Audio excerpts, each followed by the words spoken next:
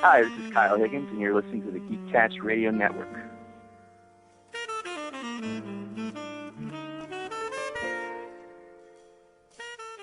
Welcome to The Pullbags, Back Issue Classics. Join us as we talk about comics from yesteryear, from DC, Marvel, and more. So open your ears to hear our discussion of the older continuities, as the Back Issue Classics are also what's in The Pullbag. Hello and welcome to The Pullbag. This is yet again another Back Issue Classics episode. I am your host, TFG1 Mike, and you listeners might be wondering, wait, this is November.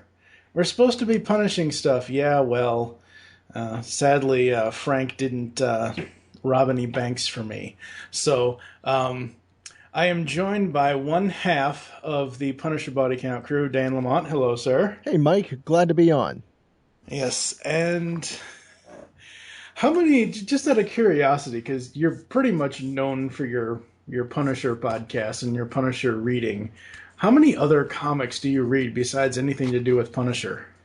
Oh, often what I've been doing these past few days is just finding comics that I've been meaning to catch up on and just burning through them. Like, I currently have a friend of mine who really wanted to get into Constantine because of the show. And so I said, like, oh, I have some digital copies. I can just send those to you. And then I just started pulling out the physical copies and started reading through them because there's like 3 trade paperbacks I just never read. But mostly, like, every week, I look through the comic shop and then I just pick whatever really tickles my fancy. Like, last time I went to the comic book shop, I got Volume 1 of Usagi Yojimbo, and that's great. Like, that's only $25 for like 1,000 pages of material. And I also got the Moon Knight issues that came after Warren Ellis, which are okay. And then I got the trade paperback to J. Michael Straczynski's Twilight Zone. So I normally get like 3 things, either trade paperbacks or comics. And by the way, just for a fair warning, do not buy J. Michael Straczynski's Twilight Zone. That man does not Yeah, you know what I want in my Twilight Zone comics? An ongoing story with almost no supernatural elements. This is fucking golden. Who allowed this? Who allowed this horse shit? Because it's taken me a little while, and actually the trade for the first 5 issues just released. But it's taken me a little while here in the Pullbag to get to one of my new favorite comics that has nothing to do with DC or Marvel. But it does have to do with a DC freelance comic writer that I've been following since his glorious days on New 52 Nightwing, which we absolutely know that Jake absolutely loves that stuff. Absolutely. Yes. He absolutely loves. I can't do that. I can't do that joke. I just can't. So Kyle Higgins, I started reading him on Nightwing and went to him on Batman Beyond 2.0. Both of those series are now dead at DC. DC is on the verge of doing some sort of weird convergence thing next year so they can move from New York to LA. So at this point in my comic reading, I've been reading comics since late 2012. The Pullbag, we launched it in March of 2013. So for the better part of 2 years, I've been reading a lot of DC stuff, and then I gradually got into IDW. Everybody knows this. But with Kyle, I had seen his short film called The League. It's a really, really cool 27-minute short film. Yeah, I know 27 minutes isn't exactly a short film, but it flows very nicely. It's about a superhero labor union in 1960s Chicago. Now, Kyle is originally from Chicago. That's his hometown and everything else. So I knew that it was going to be something really good, and his influences are, stuff like the 66 Batman and stuff like that. And what that short film was, introduced us to Jeffrey Warner, The Blaze. God, I'm blanking on the Dick Grayson-like character in that. I can't remember off the top of my head. But anyway. Are you talking about the guy that later teams up with Catherine? No. No. That's completely different. Okay. Completely That's different. Carl. Yeah. Yeah, no, not Carl. So Reginald? basically, no. Reginald is the Blaze. In the short But he film, wears a Nightwing-like costume. You have to give me that. well, it's a amalgamation of Nightwing and Green Lantern because he has sort of like Green Lantern powers. The League. Let me see here if I can get this website up here. League Film. Please don't tell me you're thinking of Tom Hayden. No. Okay. I'm gonna tell you here in a second. Trailer, filmmakers, cast. Oh, okay. you were thinking of the movie? Yeah. Oh, all right. Well, that's The Wrath. That's what it is. In the movie, the character known as the Wrath is pretty much the character that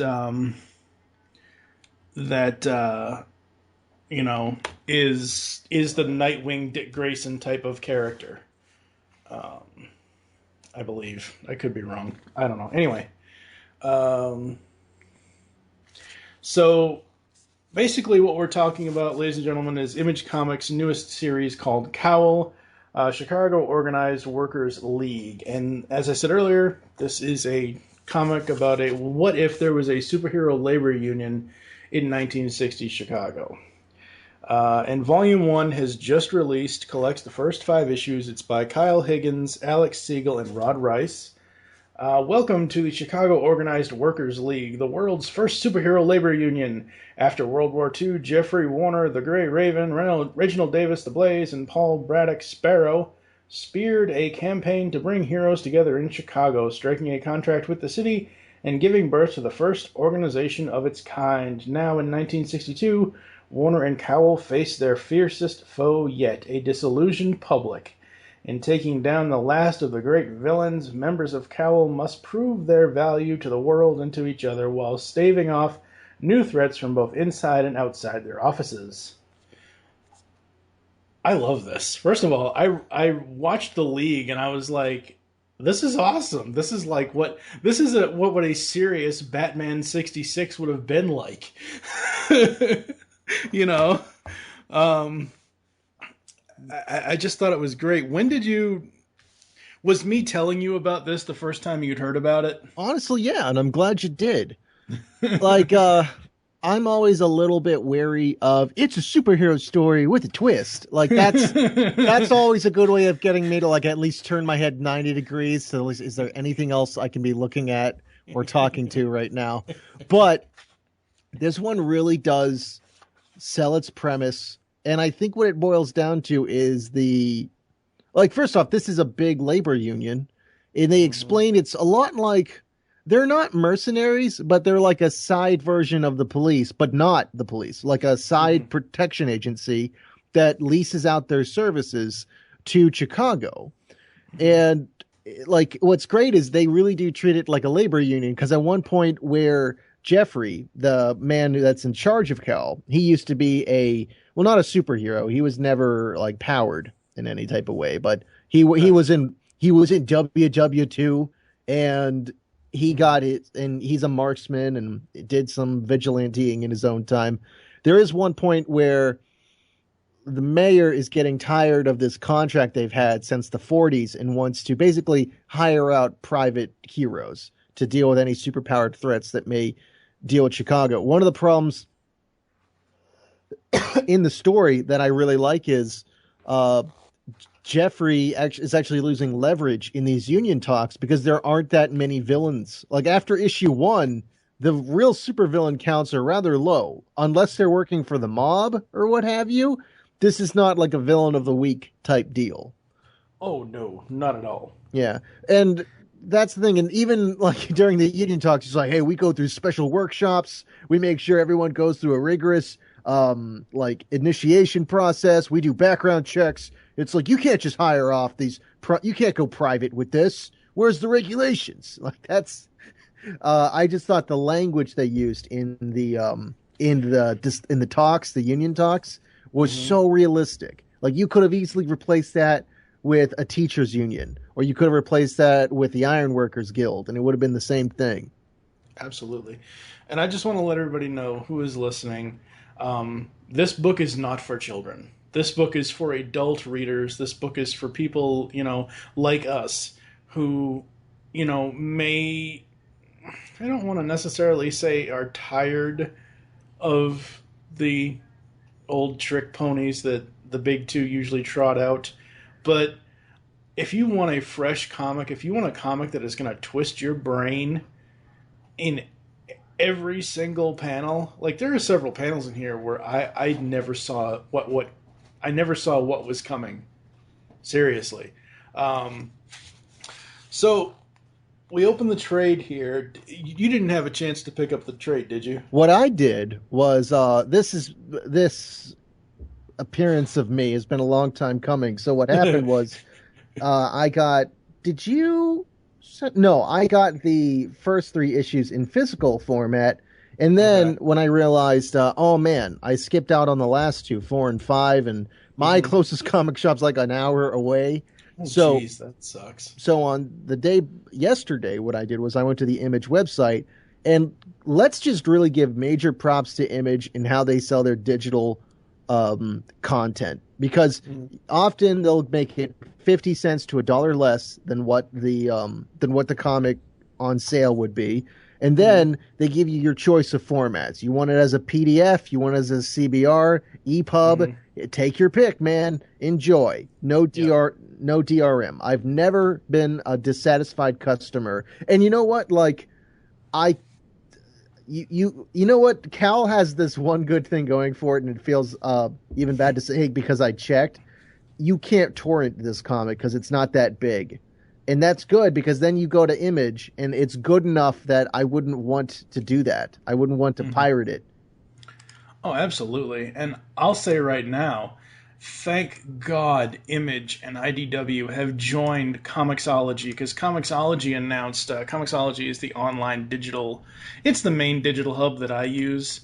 And I'm sure a lot of other people use Comixology as well, but Image Comics and IDW Comics have teamed up with Comixology to do the exact thing you're talking about. So I don't even necessarily have to go to the Image Comics website. I just went to Comixology, hit subscribe on C.O.W.L, and immediately I have a backup that's DRM free. Yeah. I love that. That's amazing. DC and Marvel, you need to take advantage, which they probably never will. I think they will. They're just slower to act on it. Like, no one, I really do think in DC, this especially was true when they did the New 52. A lot of people were afraid of screwing up their jobs, and so they were like, given the choice to do something experimental or crazy that wasn't already written out, the answer was no. And that's especially the thing with digital distribution with DC and Marvel. They will do digital, but they don't want to go, even though clearly, and every economical study is, if you give people like Steam is just, once again, video games. You could pirate video games, but I buy shit from Steam all the time because the price is right and it's super convenient. You do that and I'll pay for your stuff. That's how most consumers are like. Well, Marvel does, I'll give Marvel an edge, because at least if you go into a shop, you buy a single issue, let's say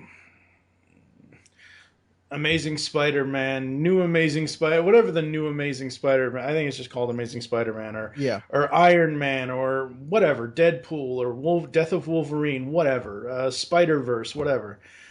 Even if you buy a physical copy, somewhere in that physical copy, Marvel is going to allow you to have a digital code that you can then go to their website, redeem a digital copy. And I found out that you can also sync your Marvel account to Comixology. So even if I was still buying print comics from Marvel, I would still get a digital copy for free once buying the print version. That's really where I want DC to go. I also really like the Marvel, what's it called? The Marvel, I don't know, digital catalog, where they just have a whole, they pretty much start. What was it called? It's Marvel Unlimited. It's their version of Netflix for comics. Yeah, exactly. $9.99 a month. Yeah. All right. So C.O.W.L. Volume 1, Principles of Power. I love how they pretty much lay out for us the districts and the patrol divisions and the map of Chicago. I love that. You know, That is so awesome. Mike, you might get this reference because of your Nightwing and Batman background. Do you know what that Mm-hmm. immediately reminded me of? What? Gotham, when there was that earthquake, remember? Yep. And it was no man's land. That was one of my Yep. favorite parts of Batman, is that they actually laid out the geography of the town and they showed, here's what part of Gotham's under whose control. I love that extra mile. And I loved that they actually marked out all the districts and all the regions of Chicago like that. So when someone actually, it's fun because in the little caption boxes, they'll even say Central O2, the loop. And you can actually go to the map and check that out. Now, is it like as fun as like a post-apocalyptic Gotham? No, but it still makes the city more real to me. Other than, hey, it's Chicago, like that helps. Absolutely. And, looking at this map now in the physical trade copy, it reminds me of the mall maps. You are here. You want to get over to here. It really does. Reminds me of all those old mall maps when, looking at the mall. A massive union protest is taking place in section F2. Try and make a detour around downtown today. Yeah. All right. So the main characters in these first 5 issues, we already mentioned Jeffrey Warner, the Grey Raven. He is the Cowl Chief. He is a sharpshooter, master strategist. He's unpowered, as you said. Reginald Davis, a.k.a. The Blaze, Deputy Cowl Chief, head of Tactical Division. He has 0-point energy gauntlets. Catherine Mitchell, Radia, Tactical Division, Telekinesis. So she would be the Jean Grey of the group. Tom Hayden, Arclight, Tactical Division, Flight, Focused Energy Bursts. John Pierce, Investigations, Detective, Unpowered. Grant Marlowe, Patrol Division, West Side, Sharpshooter, Unpowered. And we have Carl Samosky, Eclipse, Patrol Division, West Side, Anti-Kinetics, and Power Disruption. I will say that Catherine Mitchell, who's Tactical Division, you said the Jean Grey of the group. Just by the way she looks, come on, that is like Mrs. Fantastic. That's Sue Storm. Okay, yeah, but what I'm saying is telekinesis. Jean has the telekinesis. So does Sue Storm. Well, kind of. Yeah. She puts a little floaty disc under it. It'll float. So the first issue opens with Blaze going after the last of the supervillains. What do you think of Rod Rice's art in this book? I really appreciated Rob's Rice. Is this Rob Rice or Rob Reese? It's Rod. It's Rod Rice, I think. I don't know. It might be Reese. I know it's Rod something. Yeah. Well, I really like the artist's work here because he does 2 things that I really appreciate in my comics. One is there's a real purposeful use of color. Like the color isn't just there to show like here's what this guy is wearing and this is the table they're at. It's often there to establish a really good mood, and you can go overboard on that. Like I've actually turned my opinions around on the recoloring for The Killing Joke because everyone goes, "Oh, the original coloring was so great." And I go, "No, the original coloring looks like Jerry Garcia threw up on it. It's not that great. You need to tone it down." Here, things are toned down, but when things are in a sepia tone, they're often or just black or in a grayscale. Most people are having a meeting. Most people are talking about the events that went down before, especially in issue 1, since we're talking about that. Catherine stands out in the meeting she's having with Jeffrey with her red dress. Everything else is very the contrast is very low in that scene. All the colors are muted. But then and I'm sure you've noticed this, when they actually go into any type of real fight scene, the line work gets sketchier, the artwork gets more frenetic, it gets more frantic, and it gets just rougher. And often they'll break out of the panels as well during these fights. Once again, that's something that can get abused pretty hard, but most of the times the panels are pretty well contained, just a collection of rectangles and panels in general. But fighting, when it goes down, it really means something. And they really try and get you emotionally invested in the fight through how bad the panels can break down. Mm-hmm. Yeah, I mean, I just...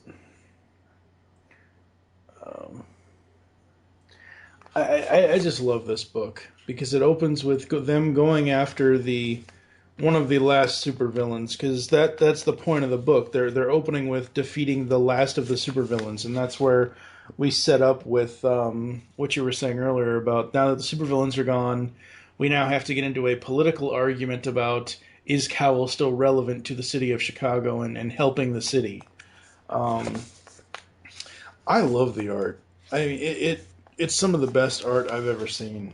It really is. I mean that like outside of like regular superhero or heroic type. Like, there's so many different ways to draw and color Batman. You know what I mean? It's like, just pick your favorite and that's fine. But I mean, for what this story is telling, what Kyle Higgins is writing here, the art just matches it so well.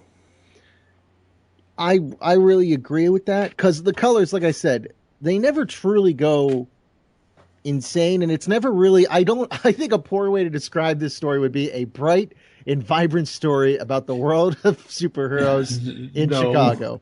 It's very much, as you said, we're in Cold War Chicago. The unions are still really strong. There's corruption at every bridge. There's corruption in every Italian restaurant. But there is, it's mostly sticks to a noir route for the most part.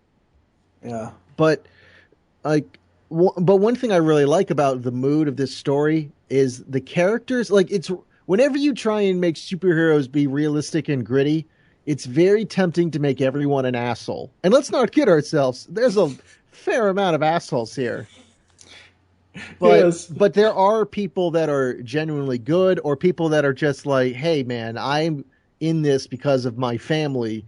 Or and a lot of these people earnestly wanted to do a good job. Because I don't know how much of the story we want to break here, but Jeffrey is the guy that's running C.O.W.L is a rather suspect figure from fairly early on when there's shenanigans going on in this story. Like, how far do you want to go with that? Oh, no, yeah, we can spoil the hell out of it. I mean, these 5 issues have been out already. The trade just came out. If people are not reading this series, you're doing yourself a disservice for not reading it. Yeah, especially when you look at these issues that are like $3.50. Some people even say, like, I heard one guy doing a review saying it cost him $4 for his at one point, but maybe that's just him rounding up. But the trade is like $10 right now. Yep. Image is very smart with how they're doing trade paperbacks to get people into a series. It really feels like most of these days, it's like people are just putting out the issues just to get it over with, just to bring in that trade back audience. Well, see, here's the interesting thing about C.O.W.L is that they put out the first 5 issues. Let me see if I can pull it up here. Issue 5 came out in September, okay? Yeah. Issue 6 isn't coming out until the end of this month in November. So they put issue 5 out in September. They put the trade out in late October, the 29th. And now we're getting issue 6 coming up at the end of this month. And then the end of December, well, close to the end, pretty much Christmas Eve, C.O.W.L number 7 comes out. So Image is doing an amazing job with this series on how to space the story arcs. Because issue 6 starts a whole new story. I mean, it continues on with what has already happened, but we'll talk about that at the end of the show. I love the opening scene. You kind of already mentioned the meeting when Catherine was in a red dress, but I love the scene before that when the kid on the street says, "The Gray Raven." "Yes, I am. Would you like an autograph?" "No, that's okay." "Are you sure?" "Yeah, my dad says you're a self-centered asshole." You don't see children in comics cursing. You really don't. And this is why I said earlier that this is pretty much a comic for adult readers only. Especially with a few of the scenes that we'll get to a little bit later. There's a scene, I think it's might be issue 1. I don't know. There's a scene where a gun goes off and the panel is just amazing.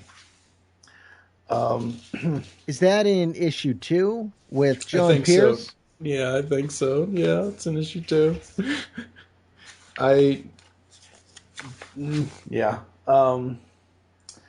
So we get to this this meeting here in issue 1 after the hero has died, and We see that, in the meantime, we see that John is doing his investigative job and asking who's on patrol in 2 West, and we see all that. We then get to Jeffrey's office where they're having the meeting that you mentioned earlier. And you can clearly tell that because this is 60s Chicago, let's just say, the men don't respect the women like they should.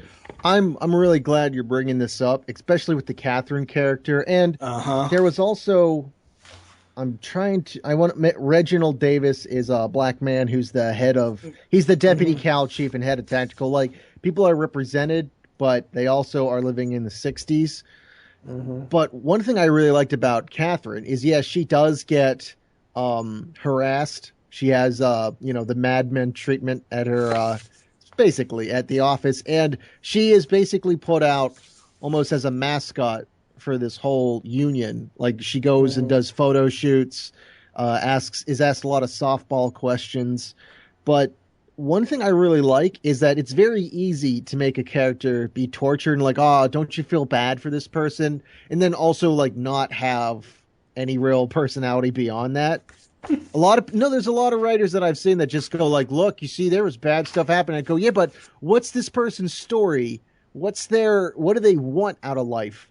And we definitely get to see Catherine evolve through that as she becomes a little bit more proactive outside of the Cal Union, and she working with Carl, who actually, like, it's very like she's in a relationship with someone, and then she eventually starts having a slow burn affair with Carl, who wants to kind of do freelance vigilante, basically pro bono work outside of Cal, and just the way that relationship evolves, he manages to get in her good graces simply by not calling her toots and actually saying, I want you around me because I respect that you are a powerhouse. Like, it was just a very good treatment of Catherine, who's really like, if they screw up Catherine, they pretty much screw up the entire female cast in this story. And that's fine. You don't need a 50-50 ratio for this, especially for the setting. But I was very impressed with how Kyle handled this. Kyle and Alec. Absolutely. So as the first issue goes on and on, we get someone who apparently Skylancer was the final one of, if not the final villain that they had to basically kill. I mean, it's not pulling any punches here. Yeah, he was part of like this group called the Six, I believe. Yeah. Yeah, I think the big thing is that, they were commies. They even call them that, and it's time to send you back to rest you, buddy. And, you get that feel-good tone of good old-fashioned Cold War hysteria. And they take him out, and they even show, like, okay, like, man, they really lay out the tone for this story, even in the first 5 pages of issue 1. Absolutely. So we get to John and his part of his investigation, and we find out that some random guy got a hold of some Skylancer tech through somebody, and so that's that. And the issue kind of ends with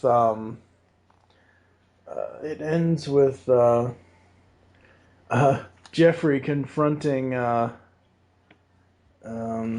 Oh God, what's his name? Are you talking about Grant? Yeah, Grant. I'm sorry, I couldn't forget. So Grant shows up, and it and ends up with a confrontation between Grant and Jeffrey. When Jeffrey says things kids say, huh? And it's like I love that whole thing. I think that's absolutely amazing. Oh yeah, for people that don't know what Mike's bringing up here, that kid that told Jeffrey that he's a self-centered asshole turned out to be one of Grant's kids, and Grant works for him. It's basically like, what if your kid told your boss he was an asshole? That's what happens in this guy's life, and it ain't great. I love that. That's just a very believable and awkward moment in the series. Absolutely.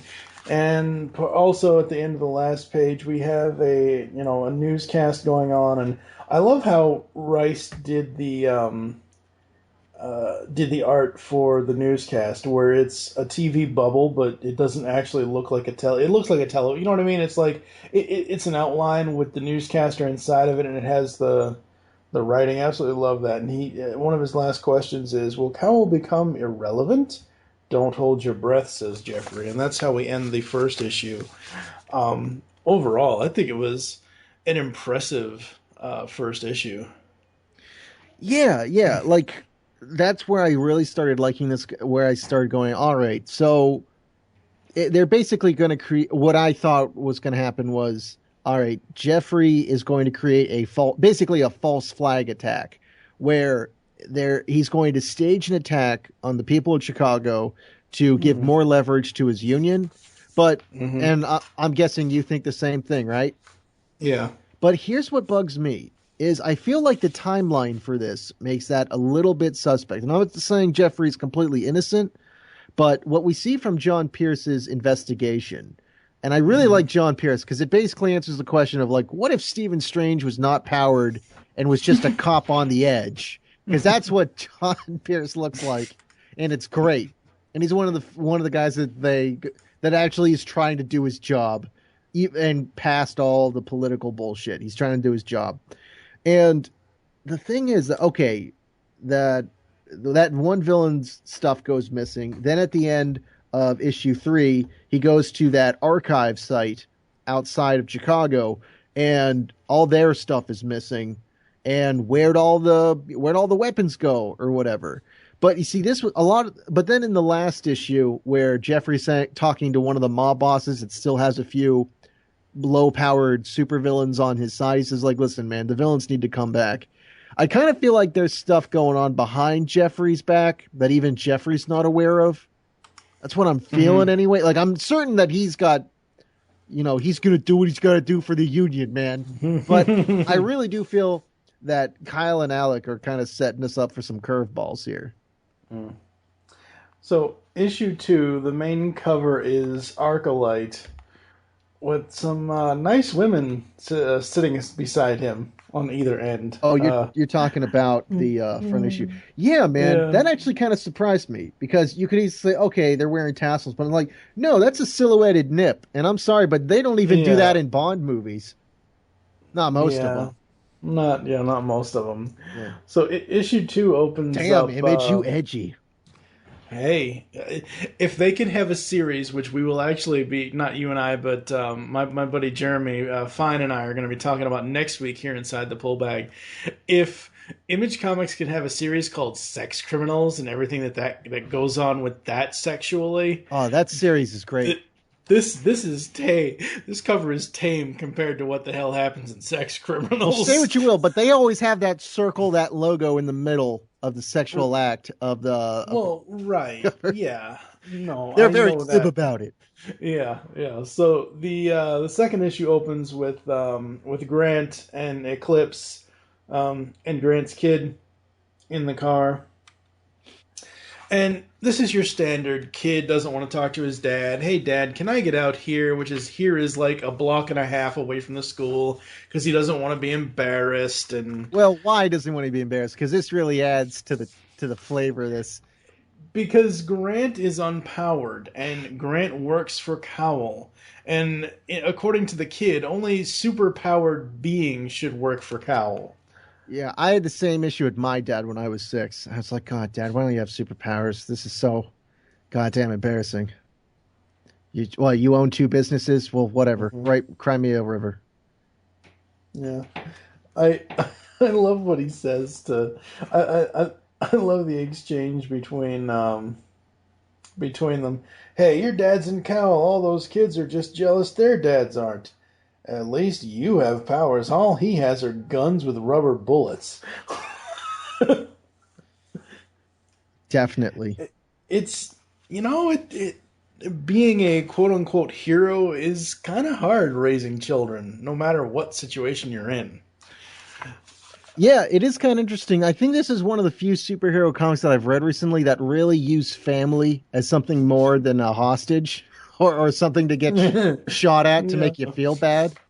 Yeah. Yeah, it kind of reflects like these guys' own psyche, because that eventually does bite Grant in the ass later on, where Grant really does try and be a hero, and he pays for it.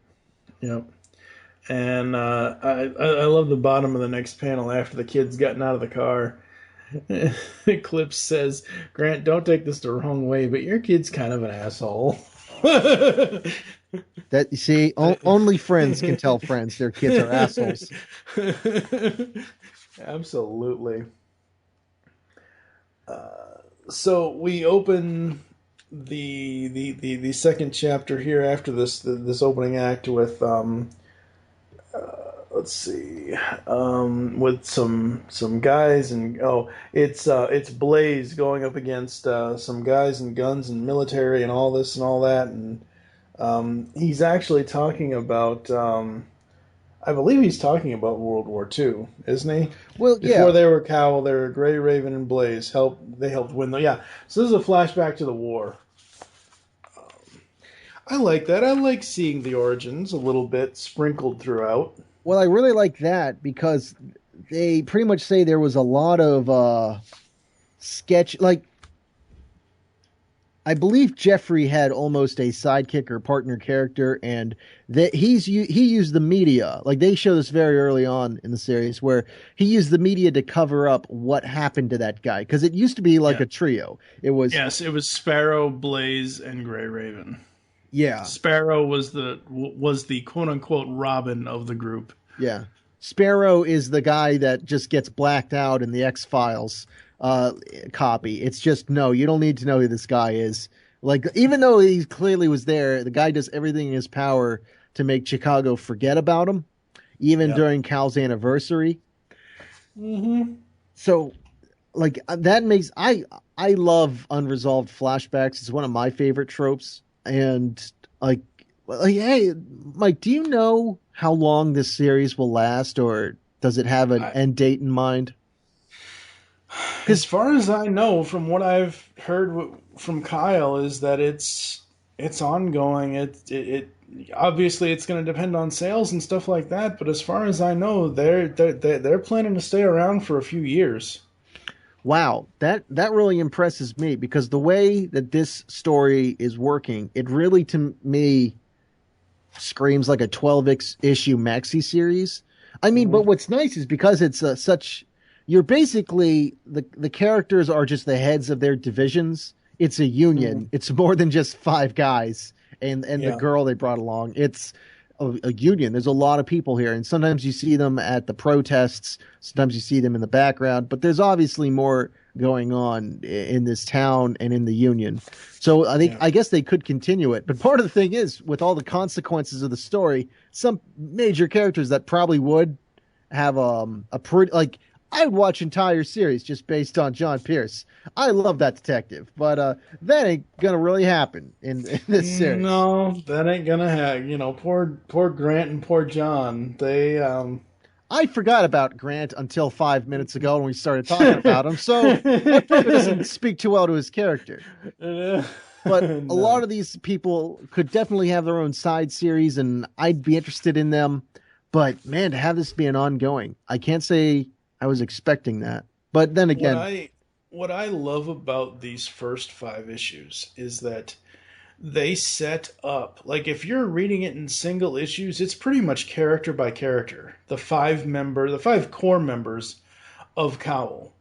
And there's like issue 3 is all about Radia, and we're gonna get to issue 3 here in a few minutes. But whereas this here in issue 2 is all about Eclipse and Grant and Grant's kid, and I mean, sure, the contract stuff is in the background with Jeffrey and everything else, but the core of this second issue is Grant and Eclipse, which is really, really cool. Oh, definitely.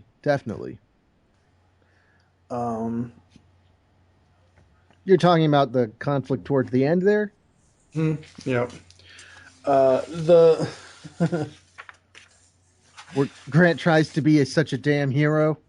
Yes, yes. See, like, actually, if we want to come back to the art for that, toward the absolutely. most of the panels before are pretty well controlled and muted, but then they immediately start and medium sized. Mm-hmm. By the time they get to this confrontation with one of the guys they've been tracking, and trying to start a fight with at one point, the guy tracks Grant. The guy actually knows Grant's following him, brings him into an alleyway. Grant pulls a gun, loses the gun, and they get into a big fight about it. But unfortunately, this guy is no pushover. He is, he's got one of those Danny Trejo mustaches and can kick just as much ass. But they actually do something that Frank Miller does, especially in one of the last scenes of Dark Knight Strikes Again. I keep using Batman references around you, Mike, and I apologize. But they're literally the first thing that keep popping in my head. But all the panels get very small. They're very close up. We get a 4x3 grid of panels, just very tall, thin panels, just focusing on the violence itself. The punch to the jaw, a guy's torso getting smashed, just the gun in the pants. Yeah. Oh, yeah. And this is what I was talking about earlier. This is what on Comixology they go on their guided view technology. They take each panel. They don't blow it up to where it's like out of proportion or wrongly sized, but they fit it to like you would go and read through a storyboard. And when I saw the panel with the gun in the guy's pants, I'm like, oh no, this can't be good. This is not going to work out well for this guy. No, it certainly doesn't. And, but what's amazing is like, wow, this guy really must be invulnerable because he's one of the gangbangers that has like, gun at the front of his pants. And as Grant clearly shows how bad of an idea that is with that move. He gets away. That dude gets away. God damn. That man is eating his spinach. But once again, like that whole scene where it gets very small, very violent, we only see colors of black, red, and yellow. But when Carl catches up with him, and this eventually fuels Carl for the next few issues, of what he wants to do outside of Cal, Carl meets up with him and it immediately goes back to blue. The red draining from Grant's body in the rain, and it becomes very somber again. God, I love the color scheme in this comic. The colors are just simply amazing. They really, really are. And what is so interesting to me about the colors and the art is sometimes the complete lack of color. Yeah, very, very muted, very depressing colors, if any. Especially, and once again, most of those happen when business is being done or where someone's getting assigned something. Very, like, what do you call it? Business casual or business professional, even. Yeah. So, sadly, Grant does not survive. We move to, in kind of the end of this issue, we move to what looks to be a club, and this is where we meet Arclight, Tom Hayden. And he is your classic older gentleman businessman type looking person. And he's basically, yeah. In the club scene, when he's got the girl on his lap, he reminds me of, let's say, for example, Big Boy Caprice from Dick Tracy, Al Pacino. Oh, when he's got Madonna on his lap. That kind of, I don't mean old man as in like, old man, what the hell's his name? Vulture. Adrian Toomes. I don't mean that old of a man. No. Like, late 40s, mid 50s, something like that. Well, Arclight is really put up, like, he's almost the male equivalent of Catherine, and they even say that in the last issue. Like, the guy actually has some real regrets about that, because he's one of the faces of Cowl, and he is like the mom, liberty, and apple pie version of America, like blonde hair, blue eyes, not here, Stalin, like that type of deal. And one of the classic ironies about this guy is like, no, I hang around strippers all the time, but I buy sex, I party, and I'm kind of an asshole. I'm the Michael Jordan of this team. Go deal with it. I think that should be one of the taglines for this series. Every character is kind of an asshole. But that's what no. See, if they did that, I would lose respect for some of the series. Because Grant was an okay guy. Carl's okay. Yeah. Catherine, it's like, well, I at least understand why you're being kind of an asshole. You never really had a chance in 1960s Chicago, and. Even John, like even when John was like, okay, I'm going to line up a job because Cal's over. Everyone has been in that job where it's like, okay, this shit's coming to an end. I got to have a backup plan. Absolutely. So the second issue ends with John and Arclight talking about, how Cowell is slowly getting to be in need of reform, pretty much. And the final lines are, but be careful with this, John. The narrative needs to fit the facts, not the other way around. And the coolest thing about the trade, I haven't mentioned this yet because I know you have the singles, but the coolest thing about the physical trade, I'm sure it's in the digital trade as well. As each issue has progressed, we're 2 issues in, we're getting ready to get up to issue 3. On the pages, like the page right after the end panel, the next page, is the C.O.W.L logo shattered. So every time we pass an issue, the logo gets more broken every single time. I think that's a nice little addition for the trade. Oh, that's a nice page break. But yeah, I don't have that. That's really nice that they kind of add that extra piece of design to the trades. That's that's admirable. And one thing I do like, and I'm a sucker for this, is they always, because you've mentioned the page breaks, they also have these dossiers in the back that focus on just essentially what a government worker would write about, keeping tabs on the C.O.W.L members, and you get to see their skills, their basic stats, and even their biography written in a very formal context. And you can kind of, and it adds to it helps you to understand their viewpoints on what's going on through the story. Absolutely. The biographies are in the trade, but they're more so in the very back of the trade where you see a couple of variant covers and stuff like that. So, but they are here. I absolutely love the biographies. I thought that was a great way also, like, after reading the comic and the images and the words along with the images, and then you have, like you said, these dossiers, and I thought that was a really cool way to do that. So we get to issue number 3 with Radia on the front cover and the rest of C.O.W.L in the background, and she has an I on her belt, and I don't mean a capital I either. I mean like as an I image. That's a little interesting, little bit of an interesting design. Yeah, well, for all the issue covers are done in a silhouette style, like, and and it's very good at calling attention to whatever other items they want you to call attention to. Like, often with the characters, the only things that are not in black are key items they want you to focus on, or otherwise it's white of their symbols or whatever else. Like Arclight, the A is white. Yeah. Just like with Blaze, his blue symbol is white. Yeah. Exactly. And with Catherine here, we see her hair and we see her belt, and she's up front, but she's also isolated from the group.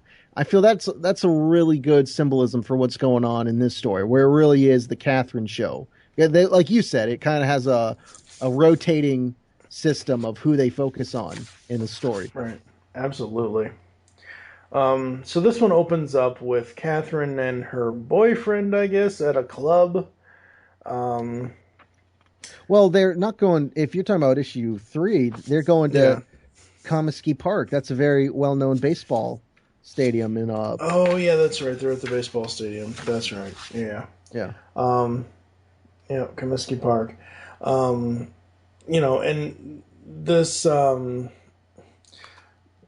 I guess this boyfriend of hers, David, he's very typical male.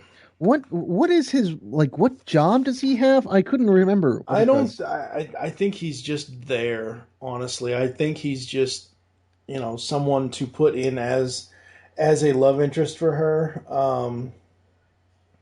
And the reason why he is put there is because she just wants to be invisible. She doesn't want to draw attention to herself. And this guy is like, you see it on these first 3 pages,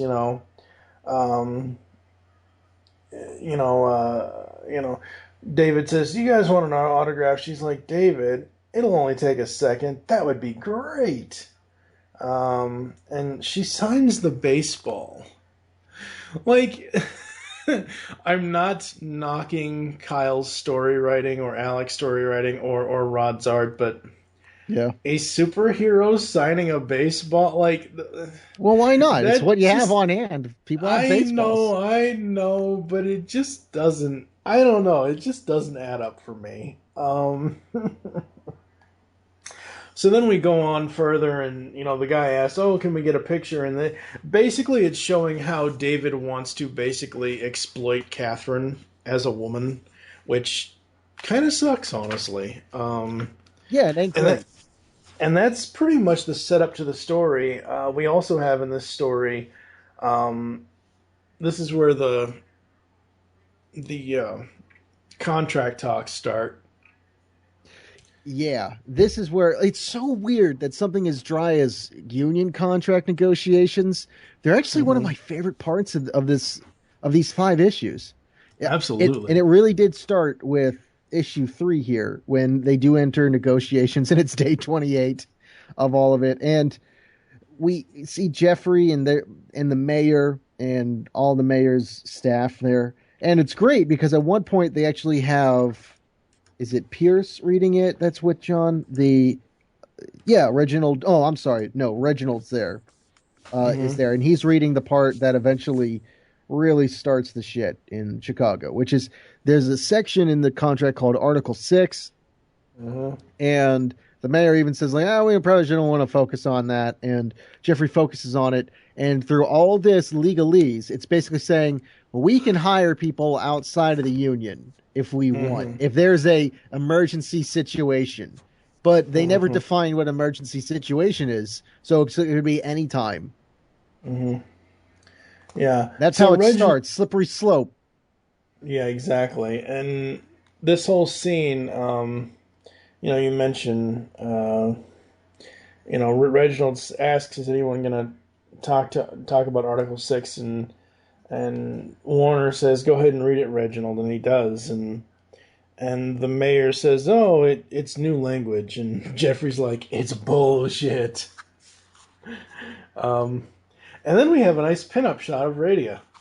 Yeah, I honestly didn't know what to make of that, but that actually is one of those times where comics and real life actually comes together really well, because she's at a photo shoot. I literally thought, oh, did they put in extra artwork?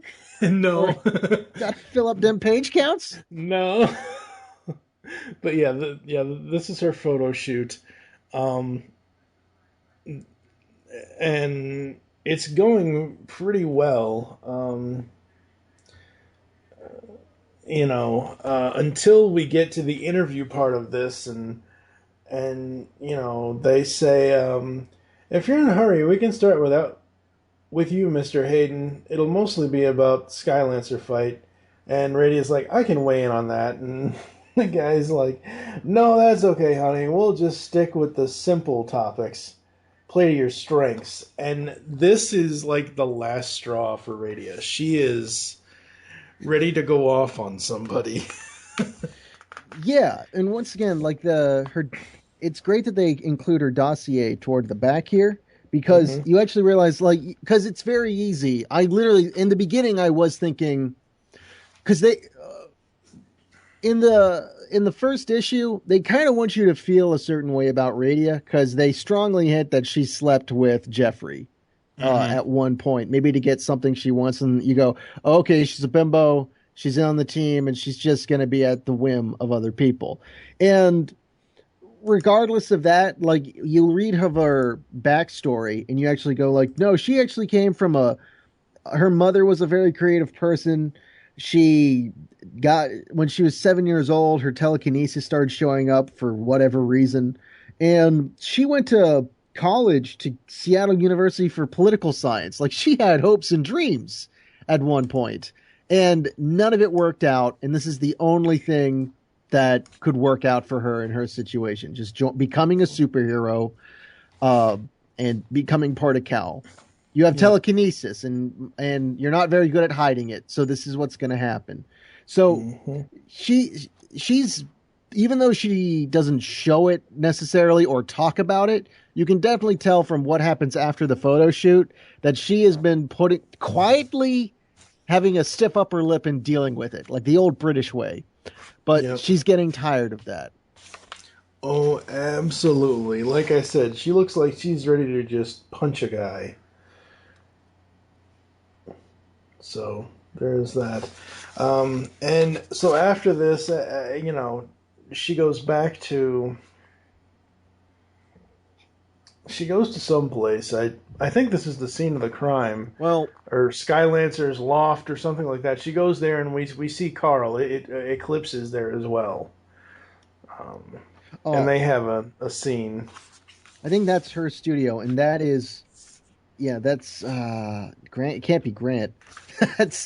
No, it's Carl. That's Carl. Yeah, that's Eclipse. Yeah, this is where we were talking about earlier about how she and Carl eventually do extracurricular work outside of C.O.W.L, and so we get one of our running subplots from this. And once again, I really like their dialogue. I really like how, because at this point, you get the, men are animals. Like, you get that idea from, and this is how people are going to talk to Catherine. And I keep going, but just because this guy just treats her like a human being, he could say, like, hey, you want to just murder one of the neighborhoods of Chicago? She'd probably do it just because he didn't say, like, hey, nice cans or whatever.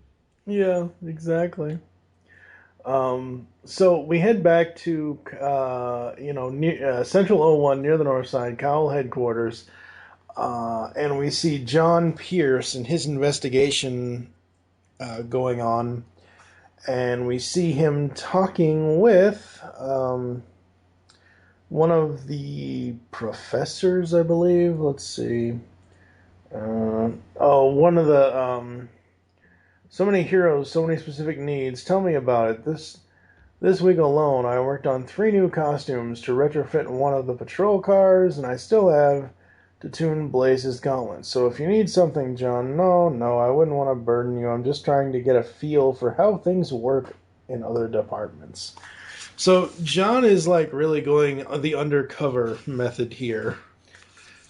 Yeah, trying to figure out where the supervillain's old equipment went. This is just him going through and getting some exposition, and we're finding out that if anything gets moved around, it's moved on Jeffrey's orders.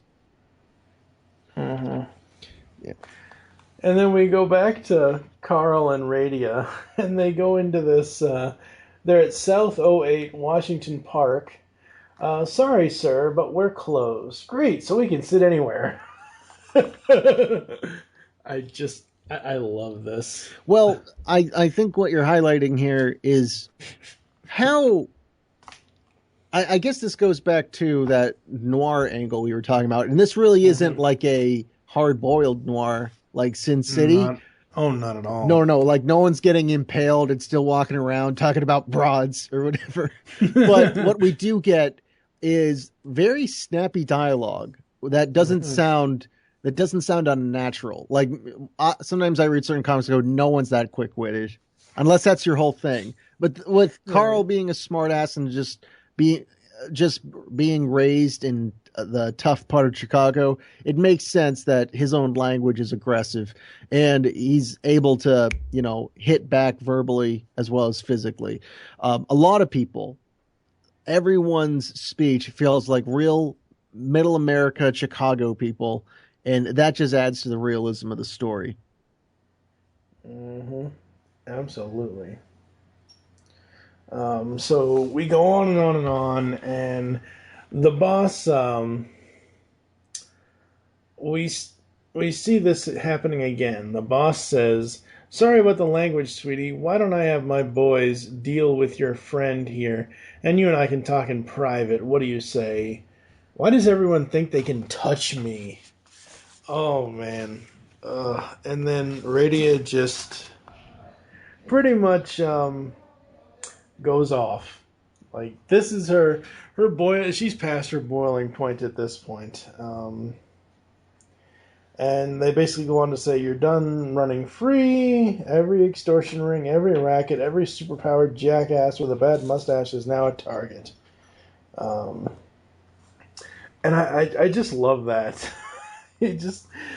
I love that she is to the point now where she has been treated so badly that she just can't help herself. She has to lash out at somebody, and thankfully it was a criminal. Yeah, and what's great is that why does everyone think they can touch me? Looking back on previous issues, almost everyone is putting their hand on their on her shoulder and doing that. And I got to think like someone did that. When I was taking a nap on my father's couch, and he touched my shoulder to wake me up, saying, "Hey, family's here. We're going for dinner." I said, "Why are you touching my shoulder?" Like, I just my own father trying to wake me up. I felt fucking violated. This woman puts up with that every day. Like, that's, I don't know. It's just, it's really good as showing, instead of just saying, "Oh, look at this tortured woman. Look at the sexism she deals with." They play it on a slower angle, and I really appreciate that. Absolutely.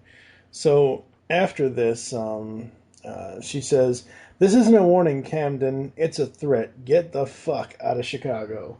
The two of them go back to the car. They sit in the car, and for 2 panels, they just stare straight ahead. And then Carl says, "Just a little push outside the strike zone. There's no way he hits the home run. That's all I'm saying." And she just smiles at him, and they drive off. Oh, Lord. We go back to the contract negotiations, which are not going well at all. Yeah, they're not going well, dude. Yep, that is true. I don't think, like, are we going to go through every scene? Not every scene, no.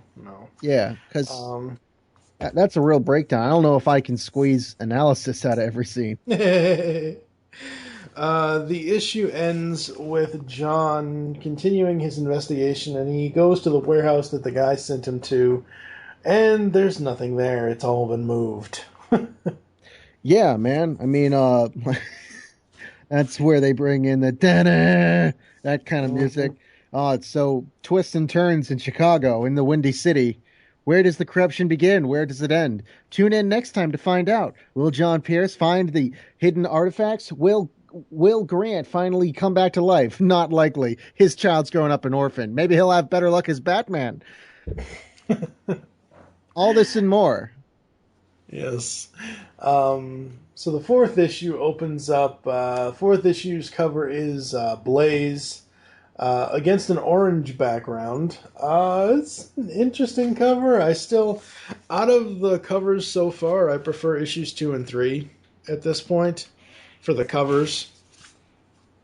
Yeah, it is kind of weird because I think issues 4 and 5 is where the artist just kind of started going, I really want to, and by the way, the artist, I guess we should say, that's Trevor McCarthy, who does the covers. Mm-hmm. I really felt like he got bored doing just silhouettes, and they get injected with more color.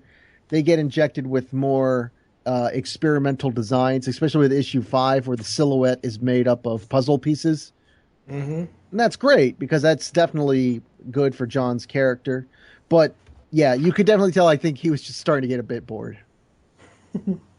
And I love Trevor McCarthy's covers. I really do. That doesn't matter if it's this series or anything else he does. He does amazing covers. These look like the covers, or these look like they could have been like retro movie posters you could put up. Oh, absolutely. If you were like a film buff and this is what you had in your living room or whatever. Abso-friggin-lutely. So, issue 4 opens up with C.O.W.L on strike. Because, as we said earlier, the union talks didn't go so well. No. The contract talks. So, we open this issue with Blaze at home, and we see his home life. It's interesting. Like I said, I like how each issue focuses on one of the members of C.O.W.L, and then they branch off into the rest of the continuing story. But Blaze's home life, Reginald's home life, very interesting. Well, it's basically the guy's living with his brother's sister. Like the brother's dead, right? Mm-hmm. Yeah, and he's watching after his brother's son as well. Like, I guess it's a situation where I'm just making a guess because, man, I didn't live in the 60s, the early 60s. I guess it felt like it would have been more proper for a man to be living in the house. And it's even better for the man just to protect the woman and to provide for the wife, for the man to be looking after his brother like that. Because, man, there are movies like that where it's, if I die in this war, man, you got to go I'm going to let you have sex with my wife. You go take care of her. Like, I don't know if they did that between brothers, though. I don't want to put that out there. And I only think, like, by the way, he's not married to her, right? I didn't get that vibe. I don't think so, no. Yeah, but he's living there. He's trying to he's trying to be a provider. He's trying to give a fatherly influence to his nephew. It's all good. And the kid's got powers. Like, how do powers work in fucking C.O.W.L? I don't, like, that's always the real stick in the craw for a lot of these. It's a superhero story, but, like, because sometimes some people have tech. Some people, it seemed like they got this stuff from WW2, and other people are just like, I was just born that way. But let's not say the word mutant. We don't want to get Marvel mad. Like, because this kid shows up in the morning, and they do like a zoom effect to show, a blur effect to show that this kid's really fast, and he's got his father's powers. So they're passed genetically. It's a freak accident. Maybe like they just came out with microwaves and they were fucking up the wombs of housewives. I don't know. I kind of, and I don't know how much I want this explained, but it is kind of bugging me. I don't want to explain it at all. So we get to Central O2, the Loop, City Hall, strike, day 7. So they're 7 days into this strike. I love the juxtaposition of art, because the art on the first couple of pages with Reginald and his home life is very light and bright in the backgrounds, and this is all dark. Every last bit of that outside scene with the strike going on is all dark. Yeah, it's raining, it's gloomy, everyone's wearing coats, and you've never seen superheroes so unhappy. Yeah, no. So they go on and talk about, Carl talks about, this is about showing the city that we stand together. We're good at what we do, and these people are better with us than without. I'm not standing out here because I'm somebody's puppet. We go inside to...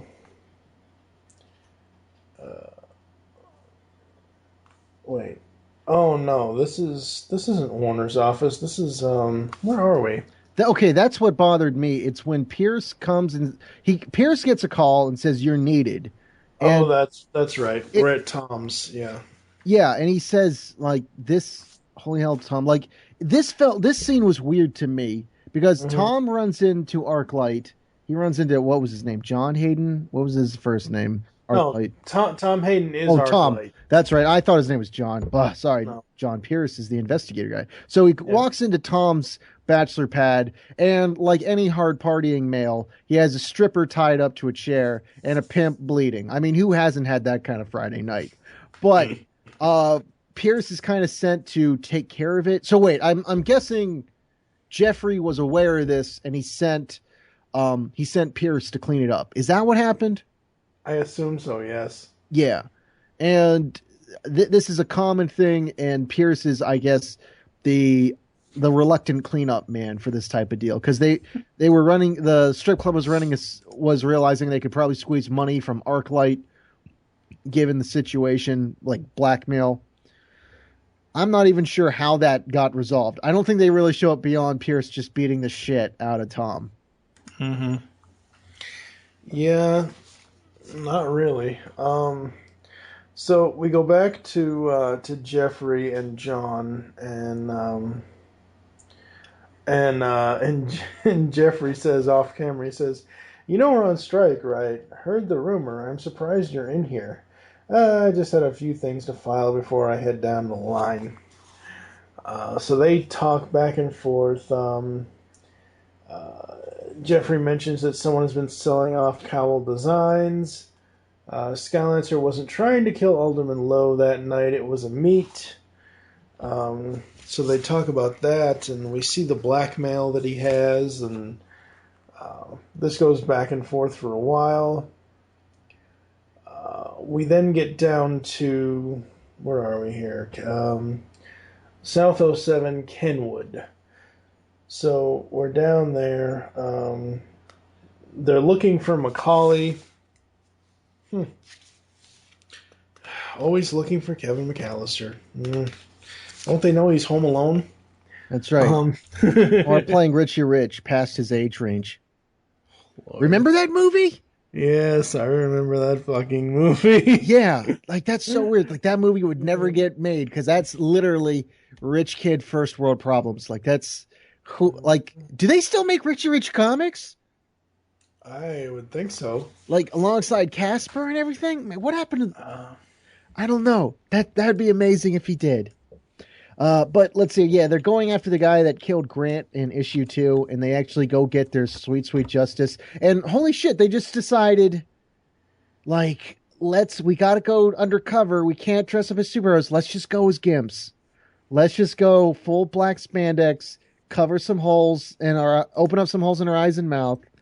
It's just like shit. That doesn't make. Where'd they get that? They look like what if Bullseye stopped giving a shit about his own design?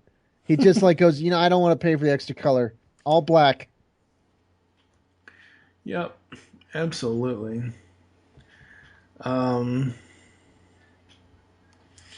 So, yeah. So we have that going on, and we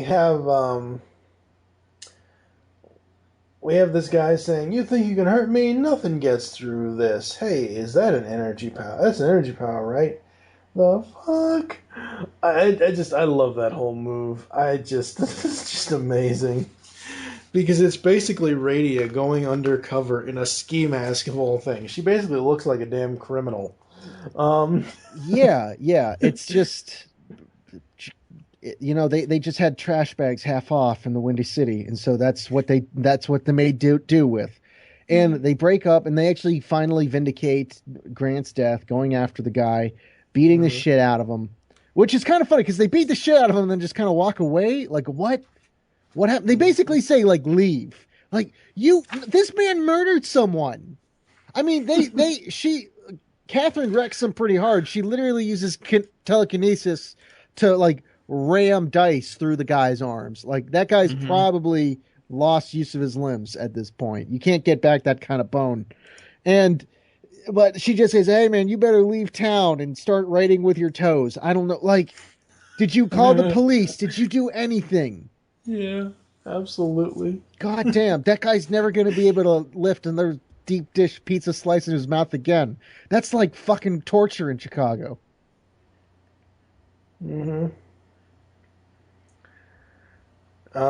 So we go back to Warner and Blaze here, and they're talking about what's going on with John, and Reginald says, "I'm putting in the termination paperwork tomorrow morning. Pay to cease immediately, no pension." We've put up with this bullshit for too long. They're talking about ArcLight. Yeah, like John Pierce. I keep calling him fucking John. God damn it!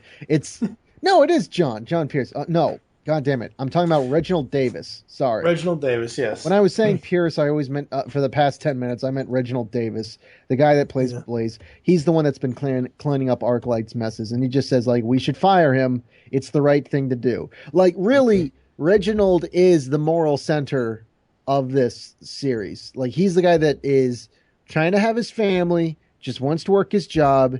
Can we not be, man children about this? Like, he is trying to just get rid of this guy. And Jeffrey says no, and he cares mostly about, because it's, once again, PR, public relations, plays a big role in this series. It's a major running theme of, it's not, superheroing isn't the only part of this job. It's making sure the public's on your side. It's making sure you have the city's resources on your side. And if you don't, you can't be much of a superhero. Mm-hmm. It's public image. And of course, we also have Catherine at this point, with Carl trying to show, like, oh no, there possibly is another way of doing this. They want to continue doing it. They decide, let's just basically, did you see that movie Kick-Ass? I did too. It was great. Let's do that shit. So we are trying to see a break from how Cal operates in the city. Yeah. And we do see a break at the end of this issue because one of the Cowl superheroes trips up the alderman with his powers, and the police just go after him. Yep, I mean, that's just how it happens, man. All it takes is that one shot heard around the world. You push a guy down, you just suddenly get an LA-style beating. It's no good, man. Yeah. So we get to issue 5. The cover, as you already mentioned, is basically a puzzle for John Pierce, the detective. I like this cover. It's one of my favorites, honestly. It kind of reminds me of, like, I hate to say this because John Pierce is so not this character, but it reminds me of Peter Parker is stuck in a spider web because the stuff behind him looks like webbing to me. But no, so far out of these 5 issues 2, 3, and 5 are my favorite covers. I do like the very first issue's cover where it's just Jeffrey, silhouetted with his hat and his glasses. I do like that, but issue 2 and 3 are probably my favorite out of them all.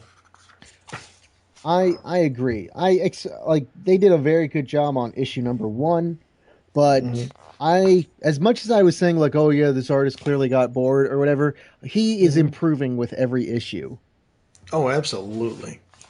So we open up with no money, no safety. We see somebody in handcuffs, and we then go to Central O2, the Loop, where, who are they putting in there? That's, the end of the 4th issue, a bomb went off, or something went off. This supposed planned attack by Jeffrey. But you see, why would Jeffrey do that? Because if a bomb goes off and no one, or not even a bomb, if an explosion goes off in a building, who is going to get blamed first for that? People are going to blame the C.O.W.L members, because even they were seen using their powers to push over that alderman. Like, it doesn't make sense that Jeffrey is the one behind that. Unless Jeffrey did that without knowing that his own men were getting rowdy. I mean, clearly Jeffrey is doing some skullduggery actions behind the scenes, clearly. But absolutely. I don't buy that he's the mastermind behind it all. He's very much like the guy, he's very much Caesar's last days. Like, he thinks he's king of the mountain, but everyone's showing, like, no, this is changing. The more you try and fight this, the worse it's going to be for you. Absolutely. Yeah. But the police officer goes over to Jeffrey, Orlando goes over to Jeffrey and says, this is it. You people are done, Jeffrey. You're finished. Turn in your gun and your badge. Yeah. So So we open up to Central O1 near Northside, where Jeffrey is, and I guess his secretary comes up and says, "I still can't get through." Well, the mayor is kind of just blacklisting him at this point. Right? Yeah, that's true. The mayor is blacklisting him. And they have more talks and more talks.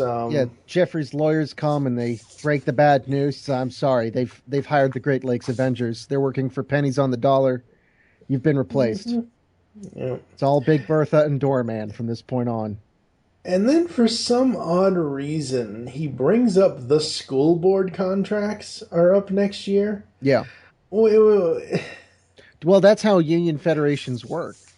That's true. Like AFL-CIO, they often try to stand. I mean, the big point about unions is like, if one of us suffers, we all suffer. We stand together. Mm-hmm. That's what I felt was really interesting with C.O.W.L, is that they were the head of this major federation. Because remember, what does C.O.W.L stand for? This is kind of funny because I kept looking for the superhero name or whatever. This is the Chicago Organized Workers League.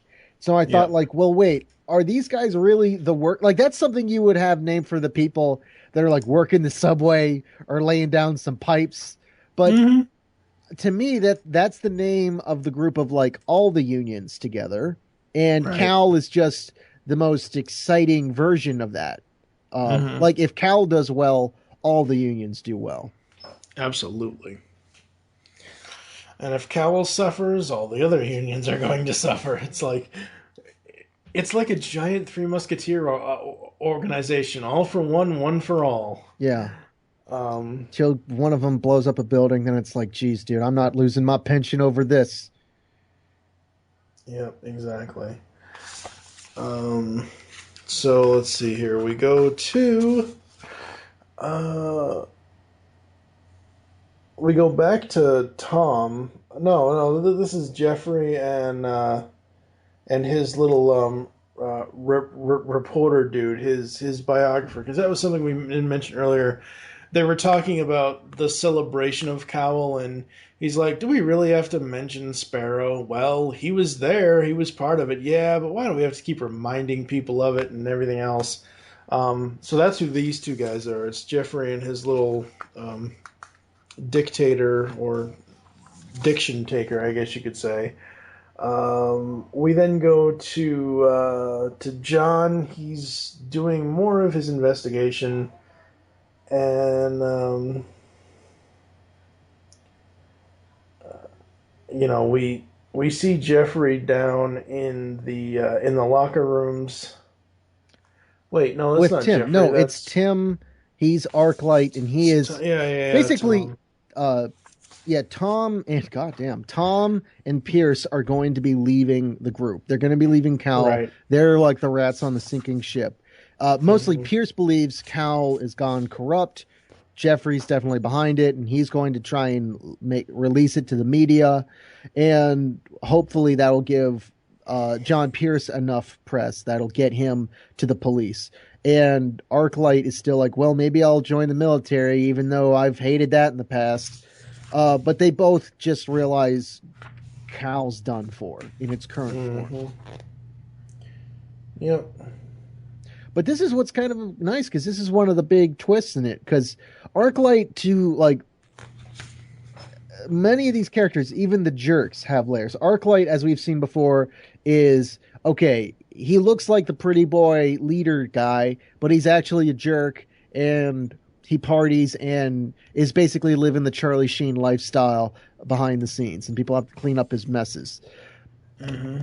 And I guess it's not too surprising in retrospect, but he actually turns out to be quite the team player in issue 5. Oh, yeah. Quite literally, because he and John have it out, and he basically kills John. Yep, all it took was one pep talk from Jeffrey, and John and his nice little cravat just dies. Like, man, he was... I bet you the way John has that half mask on the lower part of his face, he was supposed to represent, like, the Shadow, like a lot of these guys are homages for other heroes. That goddamn, I can't believe I just realized that. But yeah, we get once again things go red, things go very frenetic, things almost turn into the Max comic. Remember the Max? I love that MTV show and comic, but it turns into that, and things go real bad for John, unfortunately. He only had 3 days till retirement, too. Damn shame. Yeah. Yep, absolutely. It is a damn shame. So John is dead. We get to when it was time, I'd be ready to say goodbye. I guess I was wrong. I've spent too many years building this thing just to have them take it away from me now. Do you understand what I'm asking? We turn the page, and we see... Yes, but I want to hear you say it. It's simple, Camden. All those powers working for you, the enforcers, the extortion muscle, they'll need to be out in the streets, and in costumes. For C.O.W.L to survive, the villains have to come back. So Warner is actively working with Camden Stone to bring the villains back. Yep. And that's how the first arc ends. You mentioned earlier the dossiers. They are in the back of the trade. They are very, very cool. I love that they included them also in the trade. I didn't think that they would not do that, so that was cool. They actually, I'm trying to think of which issue this is, but they do in here they say at the end of at the end of John's dossier, they have a variant cover, Amazing Fantasy variant by Douglas Klauba. So that's an interesting variant cover, and then they have another variant cover that they did for issue 1, which basically features it's a horizontal variant that features all the members. It features Arclight, Radia, Warner, Skylancer, Pierce, and Blaze. Overall, I absolutely love C.O.W.L. It's one of my most favorite series at this point. I cannot wait until they do more with this show, or with this comic, I should say. I wish that they could turn it into a TV show. That would be amazing. Yeah, I would agree. It would be a great show, and it's not so fantastical that it would be impossible, even on a mid-sized budget. It would be this is like if Showtime wanted to get in on the superhero craze. This would be it for them. Oh, absolutely. All right, we are going to take a quick break, come back with ratings, final thoughts, and I will be reading the next 2 solicits for issues 6 and 7 after this. Hello, pop culture connoisseurs. Do you gain a dark sense of peace when the guilty are punished by a violent vigilante? If so, maybe you should get some therapy, and then subscribe to Punisher Body Count, the net's best podcast concerning all things Frank Castle. I'm Dane Lamont. My co-host Jake Williams and I cover the good, the bad, and the hilarious on the Punisher comics, movies, and news. Do you like chummy co-host banter? We got that. You need to get your fucking No, you need to fucking pay attention to the fucking movie. You want kick-ass guest interviews? How about Mike Barron and Tom Jane? No, I like a little bit of grit in my cigar. You want carefully considered in-depth analysis? I mean, yeah, just won Best Picture at the Oscars yesterday. I mean, it's no Terminator. It was still, Good luck with that. Punisher Body Count, twice a month on Geekcast Radio. Hey Geekcast listeners, do you ever listen to Punisher Body Count and think to yourself, this show would be awesome if it had less toilet humor and was not about the Punisher?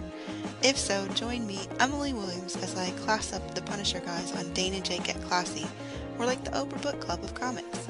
You'll hear us discuss famous works like The Dark Knight Returns and The Crow, along with graphic novels no one else is talking about, like Blue Monday and Blankets. You can find us at daneandjakegetclassy.wordpress.com or on iTunes. All right, we are back here inside the poll bag, and Dane, what would you rate just overall the first storyline, Principles of Power for C.O.W.L, 0 to 5 stars?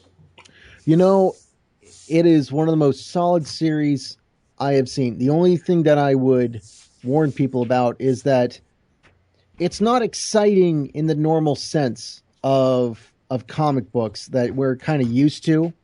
It's not as in your face as other comics can be, but when they throw a curveball at you or when violence actually happens, they definitely know how to make you feel it better. Like it's almost like a horror movie, and the quiet moments build up to the tension. But I give this a 5 out of 5. It's honestly one of the most solid series I've read. It is such a pleasant surprise, and I wish more people would know about it. You know, if I had more Twitter followers or Facebook friends, more people would know about it. But I mean, seriously though, for me, the first 5 issues of C.O.W.L were absolutely amazing. There are a few little nitpicks here and there, but overall the story is solid. We basically have an introductory issue for each character they focus on. It's absolutely amazing. I also give it a 5 out of 5. I cannot wait for the series to continue. I can't wait for issue 6 because in one of the letters pages, which are called Union Dues, very cute. Yep. But what they're doing for issue 6, they're announcing that it's going to be the origin of the Grey Raven, who was the vigilante persona of Jeffrey, who now runs C.O.W.L as an older man. But it's going to be, God, the way they're describing it, it simply says it's basically a C.O.W.L propaganda piece, and it's written by someone hired by Jeffrey in the story, and they brought in an artist named Joe Bennett who's going to illustrate it in the Jack Kirby style. And they're even going to have advertisements that fit that time period. So it's going to be it's basically going to be a period piece comic. And I just thought, I wasn't expecting that kind of experimental art in C.O.W.L. You know, they have a look, and I thought they'd stick with it, but Christ, I that just makes me appreciate them more. Well, they have a look for the first arc, and this is what I love about Kyle Higgins and what he does with his writing. He sets up story arcs. So, as I've already said multiple times in this podcast, the first 5 issues of the first story arc, Principles of Power. C.O.W.L number 6, which comes out November 26th. The cover price for a print issue is $3.50. The digital price is $2.99. New story arc. Before he started C.O.W.L, Jeffrey Warner fought for Chicago as the city's first hero, the Grey Raven.